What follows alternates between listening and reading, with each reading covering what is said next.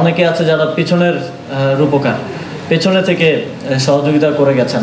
হয়তো তাদেরও দু একটা গ্রুপের কথাই আপনারা জানেন, কারণ সেগুলো লেখা হয়েছে সোশ্যাল মিডিয়ায় কিংবা ইয়াতে এসেছে, সার্ফেসে এসেছে। কিন্তু এরকম অন্তত 10টা-15টা গ্রুপ আছে যারা পেছন থেকে সহযোগিতা করে গেছেন। এমন অনেকে আছে যারা চান না তাদের নামগুলো আমরা নেই, তাদের প্রফেশনালিজমের কারণে কিংবা তাদের জবের কারণে। তো এরকম অনেকগুলো ফ্যাক্টর, অনেকগুলো মানুষ এই জুলাই গণঅভ্যুত্থানের সাথে জড়িত। এই বইটা শুধুমাত্র আমি আসিফ মাহমুদ আমার চোখে জুলাই আমার ব্যক্তিগত অভিজ্ঞতার জায়গা থেকে লেখা। তারপর আমি মনে করি এটা সম্পূর্ণ না আমার দিক থেকে। এবং জুলাই গণঅভ্যুত্থানের আমি প্রত্যাশা রাখবো এবং আহ্বান করব যারা জুলাই গণঅভ্যুত্থানে যেভাবেই সম্পৃক্ত ছিলেন সবাই আপনাদের পার্টটা লিখবেন, যাতে করে আমরা অন্তত আগামী 2-3 বছরের মধ্যে জুলাই গণঅভ্যুত্থানের একটা পূর্ণ চিত্র পাই, আমাদের কাছে যেন একটা পূর্ণাঙ্গ ইতিহাস থাকে। এবং আমরা যেভাবে দেখি যে মুক্তিযুদ্ধের ইতিহাসকে বিভিন্ন পর্যায়ে বিভিন্ন সময় নানাভাবে ফেব্রিকেটেড করা হয়েছে, সেটা যাতে না হয় সেজন্য আপনারা স্মৃতিতে থাকা অবস্থাতেই